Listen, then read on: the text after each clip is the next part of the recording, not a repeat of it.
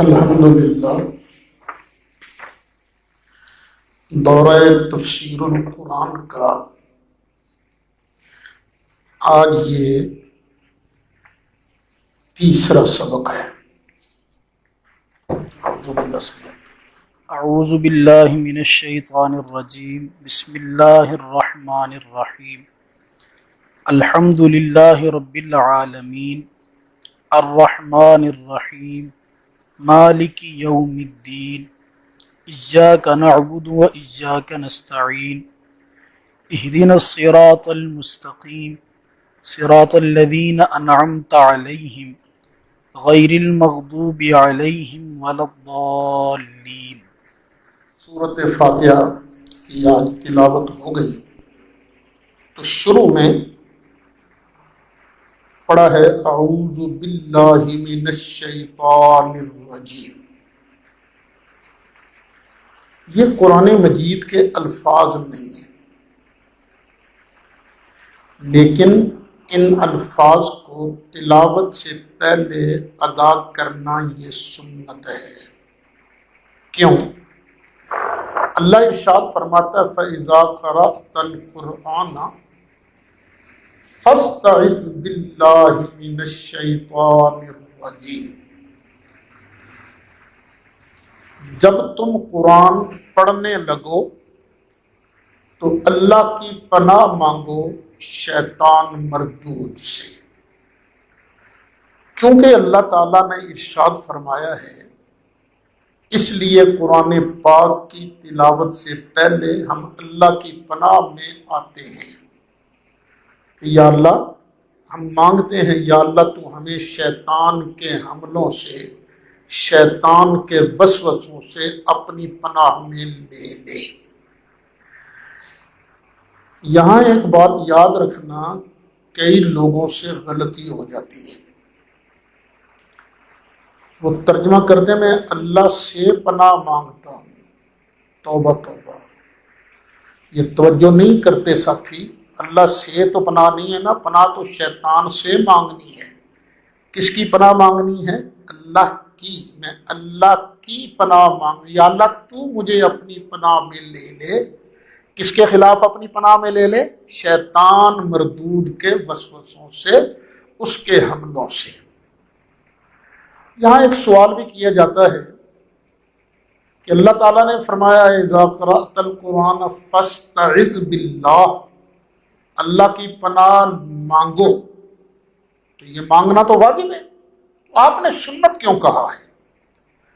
اس لیے کہ جو امر ہے یہ صرف وجوب کے لیے نہیں آتا، کئی معنوں کے لیے آتا ہے۔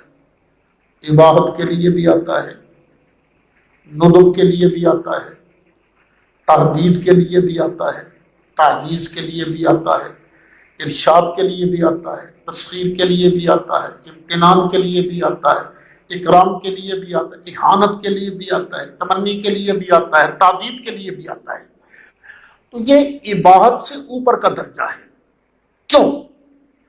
نبی کریم علیہ السلام نے ایک اعرابی کو نماز کی تعلیم دی کہ نماز یوں پڑھ۔ اگر اعوذ باللہ پڑھنا واجب ہوتا تو سرکار اس کا بھی تو ذکر کرتے نا، سرکار نے اس کا ذکر نہیں کیا۔ ایک دوسرا، حضرت سیدنا انس رضی اللہ عنہ آپ ارشاد فرماتے ہیں کہ ایک دن نبی کریم علیہ السلام ہمارے درمیان تشریف فرما تھے، آپ کو اچانک اونگ آئی، تھوڑی دیر کے بعد آپ تبسم فرماتے ہوئے اٹھے۔ ہم نے عرض کیا یا رسول اللہ صلی اللہ علیہ وسلم، یہ فرمائیے کہ آپ کو کس چیز نے ہنسایا ہے، کس چیز نے ہنسایا؟ تو آپ صلی اللہ علیہ وسلم نے ارشاد فرمایا مجھ پر ابھی ایک سورت نازل ہوئی ہے۔ پھر آپ نے پڑھا بسم اللہ الرحمن الرحیم انا اعطیناک الکوثر فصل لربک وانحر ان شانئک هو الابتر۔ یہ مسلم شریف کے اندر ہے۔ دیکھیے یہاں نبی کریم علیہ السلام نے سورہ کوثر کی تلاوت فرمائی، لیکن پہلے اعوذ باللہ نہیں پڑھا۔ نہ پڑھنا اس بات کی دلیل ہے کہ اس قرآن مجید پڑھنے سے پہلے اعوذ باللہ پڑھنا یہ مباح ہے، سنت تو ہے، لیکن یہ اعوذ باللہ پڑھنا یہ واجب نہیں ہے۔ اب اعوذ کا معنی کیا ہے؟ میں پناہ میں آتا ہوں، پناہ لیتا ہوں۔ کس کی پناہ لیتا ہوں؟ اللہ کی۔ کیوں؟ ہمارا بھی رواج ہے نا، ہمارا کوئی دشمن بن جائے نا، ہم تنہا اس کا مقابلہ نہ کر سکتے ہوں تو ہم بھی کسی تکڑے کی پناہ لیتے ہیں نا، اس تکڑے کی جو اس دشمن کے وار سے ہمیں بچا سکے۔ کوئی کسی تھانے دار انسپکٹر کی پناہ میں آ جاتا ہے، کوئی آئی جی کی پناہ میں آ جاتا ہے، جتنا بڑا دشمن اس سے بڑی ہم پناہ گاہ ڈھونڈتے ہیں۔ اب یہاں دشمن کون ہے؟ شیطان۔ ان الشیطان للانسان عدو مبین، بڑا دشمن ہے شیطان۔ تو شیطان کے حملوں کا سے ہم بچاؤ کس طرح کرتے ہیں؟ جو سب سے بڑا ہے ہم اس کی پناہ میں آتے ہیں کہ رب العالمین تو ہمیں اپنی پناہ میں لے لے، پناہ عطا کر دے۔ حضرت سیدنا امام جعفر صادق رضی اللہ عنہ ایک بڑی پرلطف بات بیان کرتے ہیں۔ وہ فرماتے ہیں امام جعفر صادق رضی اللہ عنہ یہ ائمہ اہل بیت میں سے ہیں، ہم سنیوں کی تو ائمہ اہل بیت جان ہیں۔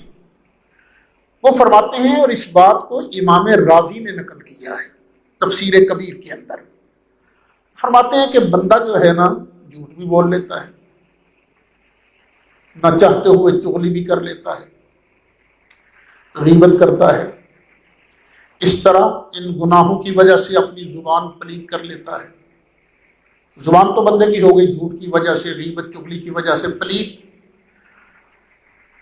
اب اس کو حکم دیا گیا ہے اعوذ باللہ سے نہ پہلے اپنی زبان پاک کر، پھر پاک پروردگار کے پاک کلام کی پھر تلاوت کر۔ تو یہ اعوذ باللہ ہم اپنے آپ کو پاک کرنے کے لیے پڑھتے ہیں۔ یہ جو لفظ اللہ ہے یہ نام ہے ہمارے پروردگار کا۔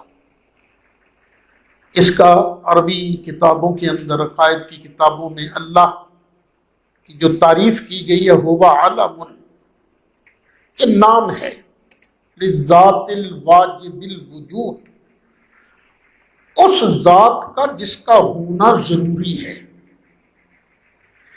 ہم واجب الوجود نہیں ہیں، ہم ممکن الوجود ہیں، ہمارا ہونا کوئی ضروری نہیں، کیونکہ اگر ہونا ضروری ہوتا تو ہم پہلے بھی ہوتے۔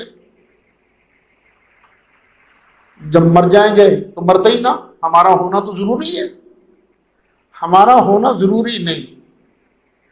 کائنات میں کوئی بھی اللہ کے علاوہ واجب الوجود نہیں، نہ کسی نبی کا ہونا ضروری ہے، نہ کسی رسول کا ہونا ضروری ہے، نہ کسی فرشتے کا ہونا ضروری ہے، سب کا ہونا ممکن ہے، کیونکہ سارے پہلے نہیں تھے۔ سارے نبی کریم علیہ السلام سید الخلق ہیں، ہمارے آقا و مولا ہیں، ساری کائنات کے سردار ہیں، لیکن نبی کریم علیہ السلام بھی اسی وقت پیدا ہوئے جب اللہ نے پیدا فرمایا۔ ساری کائنات سے پہلے اللہ نے نبی کریم علیہ السلام کے نور کو پیدا فرمایا تھا، لیکن جب نہیں پیدا فرمایا تھا تب تو نہیں تھے نا، سرکار کا نور تو نہیں تھا نا۔ سرکار بھی واجب الوجود نہیں ہے، تو کائنات میں صرف ایک ذات واجب الوجود ہے، وہ کون ہے؟ اللہ۔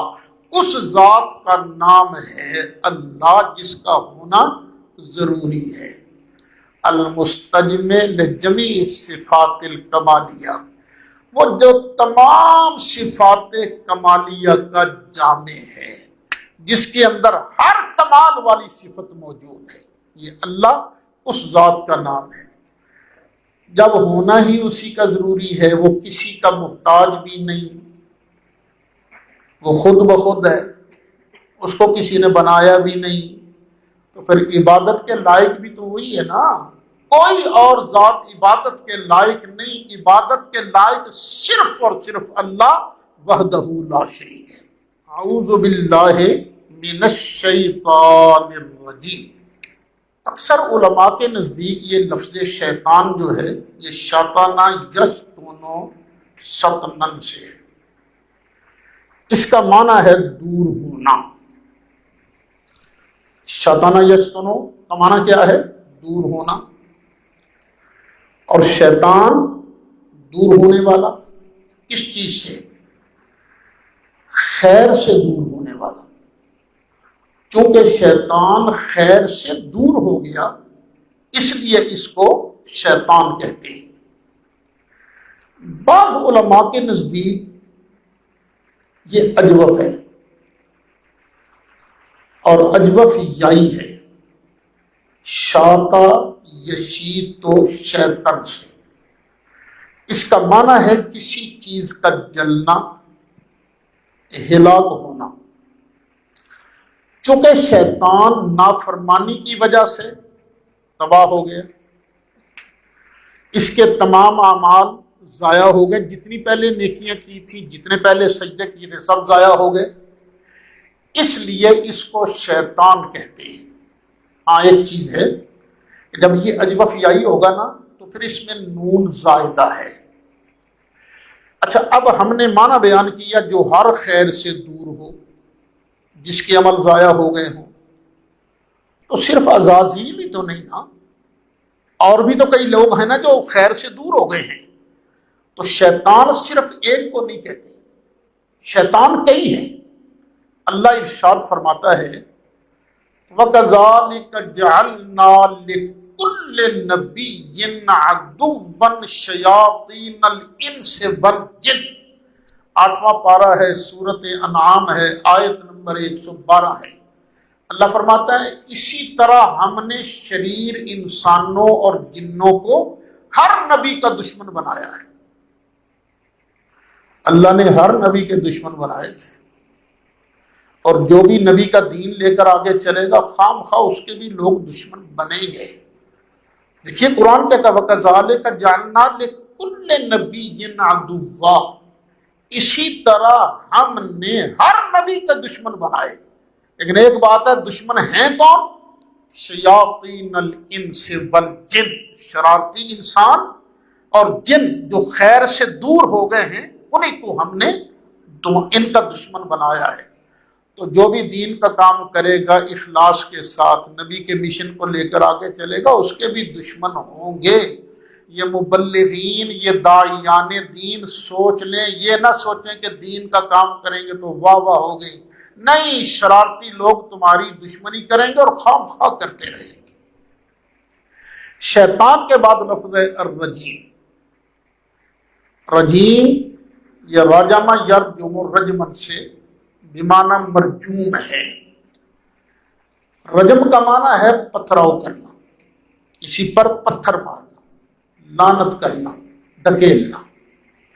شیطان کو رجیم اس لیے کہا جاتا ہے کہ اس پر فرشتوں کی طرف سے چمکدار انگارے پھینکے جاتے ہیں۔ شیطان جانا چاہتا ہے نا اوپر سے اس پر انگارے پھینکے جاتے ہیں، اس لیے انہیں کہا جاتا ہے مرجوم، رجیم۔ اللہ ارشاد فرماتا ہے، سورۃ حجر ہے، 16، 17، 18 آیت نمبر، وَلَقَدْ جَعَلْنَا فِي السَّمَاءِ بُرُوجًا وَزَيَّنَّاهَا لِلنَّاظِرِينَ، بے شک ہم نے آسمان میں برج بنائے ہیں اور اسے دیکھنے والوں کے لیے سنوارا ہے، آراستہ کیا ہے۔ وَحَفِظْنَاهَا مِنْ كُلِّ شَيْطَانٍ رَجِيمٍ، اور ہم نے آسمان کو ہر شیطان مردود سے محفوظ رکھا ہے۔ إِلَّا مَنِ اسْتَرَقَ السَّمْعَ، مگر جو چوری چھپے سننے جائے۔ بعض جنات ہیں نا جو چوری چھپے آسمانوں کی باتیں سننے جاتے ہیں، جب وہ اوپر جاتے ہیں فَأَتْبَعَهُ شِهَابٌ مُبِينٌ، تو ان کے پیچھے پڑتا ہے روشن شعلہ، تو فرشتے ان پر روشن انگارے پھینکتے ہیں، اس لیے شیطان کو رجیم کہا جاتا ہے۔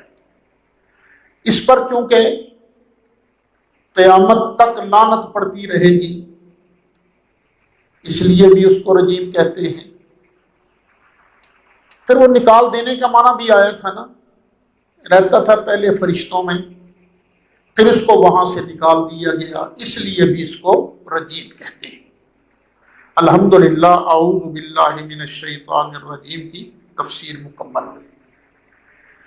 آگے ہے بسم اللہ الرحمن الرحیم۔ اللہ کے نام سے شروع کرتا ہوں جو بڑا مہربان نہایت رحم والا۔ اللہ کے نام سے شروع کرتا ہوں۔ اللہ کے نام سے کیوں شروع کرتے ہیں؟ اللہ تو اللہ ہے، اللہ کا نام بھی بڑی برکت والا ہے۔ اللہ کا نام لے لیں تو بگڑے کام سنور جاتے ہیں، اس لیے اللہ کے نام سے شروع کرتا ہوں۔ بسم اللہ الرحمن الرحیم، یہ قرآن پاک کے الفاظ ہیں۔ سورہ نمل میں 19واں پارہ، یہاں سلیمان علیہ السلام نے جو ملکہ کو خط لکھا تھا اس میں ہے انہو من سلیمان و انہو بسم اللہ الرحمن الرحیم، یہ سلیمان کی طرف سے ہے اور یہ اللہ رحمان و رحیم کے نام کی برکت سے ہے۔ تو یہ بسم اللہ الرحمن الرحیم قرآن پاک کے الفاظ ہیں۔ یہ جو سورتوں کے شروع میں بسم اللہ لکھی جاتی ہے نا، یہ مستقل آیت نہیں ہے، یہ فصل سور کے لیے نازل ہوتی تھی۔ جب بسم اللہ نازل ہو جاتی تھی، کیا مطلب کہ اب سورت الگ ہو گئی۔ یہ کس کے لیے نازل ہوتی تھی؟ فصل سور کے لیے۔ اسی لیے جب ہم نماز پڑھتے ہیں تو نماز میں امام صاحب قرات کہاں سے شروع کرتے ہیں؟ الحمدللہ رب العالمین سے۔ حضرت انس فرماتے ہیں میں نے نبی کریم علیہ السلام کے پیچھے نماز پڑھی، میں نے ابو بکر صدیق کے پیچھے نماز پڑھی، میں نے عمر فاروق کے پیچھے نماز پڑھی، میں نے عثمان غنی کے پیچھے نماز پڑھی، میں نے کسی کو جہرن بسم اللہ پڑھتے نہیں دیکھا۔ وہ قرات کہاں سے شروع کرتے تھے؟ الحمدللہ رب العالمین۔ پتہ چلا یہ بسم اللہ الرحمن الرحیم سورت فاتحہ کی پہلی آیت نہیں، پہلی آیت ہے الحمدللہ رب العالمین۔ اس میں دو لفظ ہیں، الرحمن الرحیم۔ یہ بھی ذرا غور سے سن لیجئے، یہ دونوں صفت مشبہ کے صیغے ہیں صفت مشبہ کے صیغے، لیکن استعمال مبالغہ کے لیے ہوتے ہیں۔ بڑی ہی رحمت کرنے والا، بڑا ہی مہربان، بڑا ہی، اس میں مبالغہ کا ہے، مبالغہ ہے، بہت زیادہ رحم کرنے والا۔ لیکن رحمان اور رحیم یہ جو دو لفظ ہیں نا، ان میں چند فرق کیے گئے ہیں۔ پہلا فرق، رحمان کا اطلاق کتاب و سنت کے پورے ذخیرہ میں کسی مخلوق پر نہیں ہوا۔ رحمان صرف اللہ کے لیے ہے بس۔ ہم نبی کریم علیہ السلام کو رحمان نہیں کہتے، اسی طرح ہم نبی کریم علیہ السلام کے لیے لفظ عالم الغیب بھی استعمال نہیں کرتے۔ رحمان بھی اللہ کے ساتھ خاص ہے اور لفظ عالم الغیب بھی اللہ کے ساتھ خاص ہے۔ لیکن رحیم کا اطلاق نبی کریم علیہ السلام پر بھی کیا گیا ہے۔ سورہ توبہ آیت نمبر 128، پارہ نمبر 11، لقد جاءکم رسول من انفسکم عزیز علیہ ما عنتم حریص علیکم بالمؤمنین رؤوف الرحیم۔ تو رحمان کا اطلاق کسی مخلوق پر نہیں، اور رحیم کا اطلاق مخلوق پر ہے۔ رحیم کی جمع آتی ہے رحماء، اور یہ اللہ محبوب کے صحابہ کے بارے فرماتا ہے رحماء بینہم، یہ آپس میں بڑے رحیم ہیں، بڑے مہربان ہیں۔ فرق نمبر 2، امام قرطبی نے اس فرق کو بیان کیا ہے۔ جمہور کے نزدیک رحمان خاص الاسم ہے، یہ نام صرف اللہ کے ساتھ خاص ہے، لیکن عام الفعل ہے، اس کی رحمت عام ہے۔ خاص الاسم ہے، عام الفعل ہے، اور رحیم عام الاسم ہے، خاص الفعل ہے۔ دو فرق ہو گئے۔ تیسرا، رحمان ایسی رحمتیں فرمانے والا جو بندوں سے حاصل نہ ہو سکیں،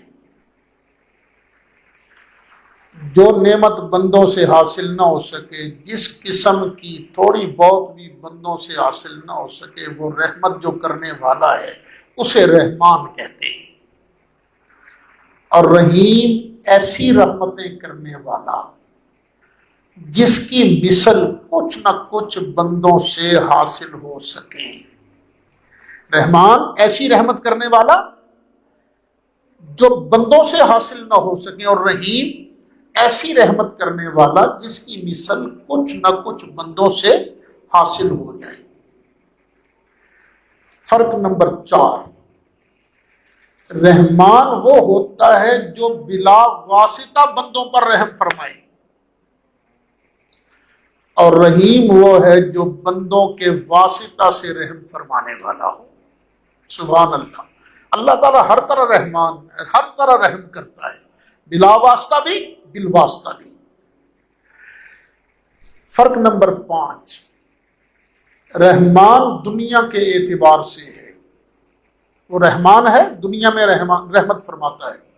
یا رحمان الدنیا و یا رحیم الآخرہ، اے دنیا میں رحمت کرنے والے، اے آخرت میں رحم کرنے والے۔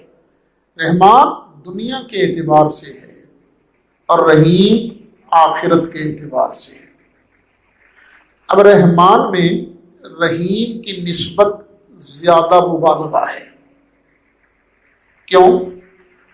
دنیا میں اس کی رحمت، اس کا رزق مومن کو بھی مل رہا ہے، کافر کو بھی مل رہا ہے، لیکن آخرت میں اس کی رحمت صرف مومن کو ملے گی۔ ایک دوسرا،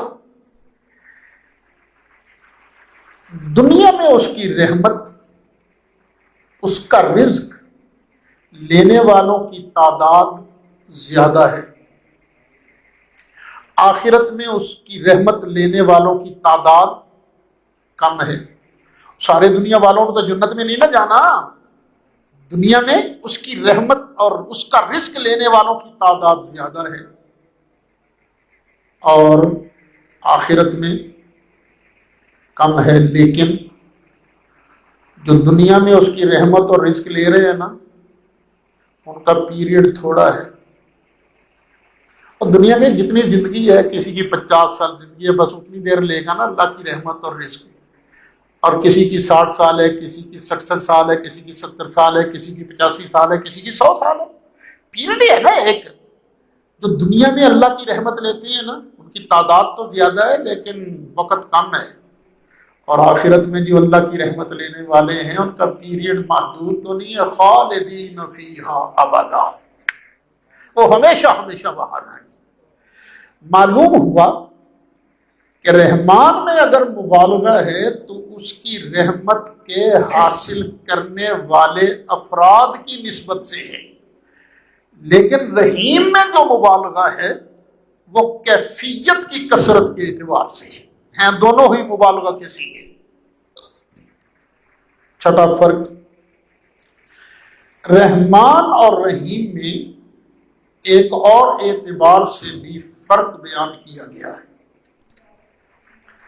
رحمان ہے فعلان کے وزن پر، رحمان، فعلان، شبعان، اس میں شدت کے معنی ہوتے ہیں۔ شبعان کا معنی خوب رجا ہوا، پیٹ بھرا ہوا۔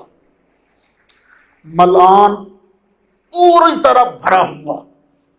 رحمان جس میں شدت سے رحمت کا معنی ہو۔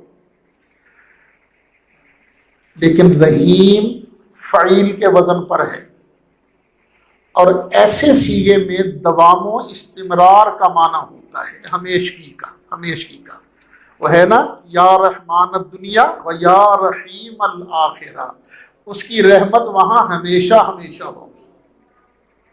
یعنی رحمان جس کی رحمت میں شدت و جوش ہوتا ہے۔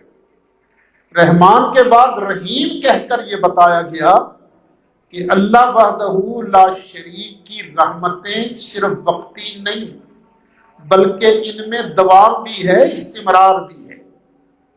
اچھا، اب یہ نکتہ ہے خاص، اللہ کیوں یہ اپنی شان بیان کر رہا ہے؟ وہ میرے جیسا کوئی بھی نہیں، تو میری رحمتیں تمہیں ملنی ہے نا، تم لینا چاہتے ہو تو طریقہ ایک ہے، عبادت صرف میری کرنا، بندگی صرف میری کرنا، بس کسی اور کی عبادت نہیں کرنی، کسی اور کی بندگی نہیں کرنی۔ ہر نبی یہی پیغام لایا ہے کہ لوگوں پوجنا ہے، عبادت کرنی ہے تو صرف اور صرف اللہ کی کرنی ہے۔